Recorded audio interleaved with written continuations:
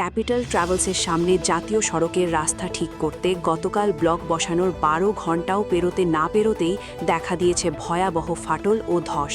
স্থানীয় বাসিন্দা ও পথচারীরা অভিযোগ করেছেন সম্পূর্ণ অবৈজ্ঞানিকভাবে রাস্তা নির্মাণ চলছে, যার ফলে মাত্র কয়েক ঘণ্টার মধ্যেই রাস্তাটি জায়গায় জায়গায় ধসে গেছে। তারা প্রশাসনের কাছে জবাব দাবি করে জানিয়েছেন, এই অবস্থায় যানবাহন চলাচল অত্যন্ত বিপজ্জনক হয়ে উঠেছে। স্থানীয় জনতা ক্ষোভ প্রকাশ করে দ্রুত মানসম্মত পুনর্নির্মাণের দাবি জানিয়েছেন।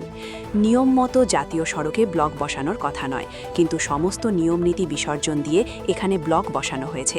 আর এমনভাবে ব্লক বসানো হয়েছে যে এখন পর্যন্ত বড় গাড়ি চলাচল করে দিন, তা সত্ত্বেও ব্লক মাটিতে ধসে গেছে।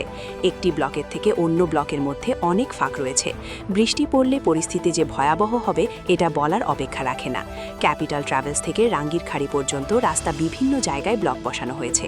এখানে যুক্তি দেখানো হয়েছিল যে ফ্লাইওভার হবে, কিন্তু ক্যাপিটাল ট্রাভেলসের এই উল্টো দিকে রাস্তায় ফ্লাইওভারের সঙ্গে কী সম্পর্ক থাকতে পারে? এভাবে সম্পূর্ণ নিয়মনীতি না মেনে অপরিকল্পিতভাবে ব্লক বসানোয় জনমনে তীব্র ক্ষোভ দেখা দিয়েছে। অবিলম্বে ব্যবস্থা নেওয়ার জন্য প্রশাসনের কাছে দাবি জানানো হয়েছে। সকালে বসানো হয়েছিল না, এখন এই অবস্থা হয়ে গেছে। তো এই যে আপনারা দেখছেন যে আপনাদের এই যে রাস্তার উপরে ব্লকটা বসানো হয়েছে, পিচের উপরে, এটা কি আপনি দেখেছেন কোনোদিন? না, এটা কোনোদিন আমি দেখিনি, ফার্স্ট টাইম দেখব।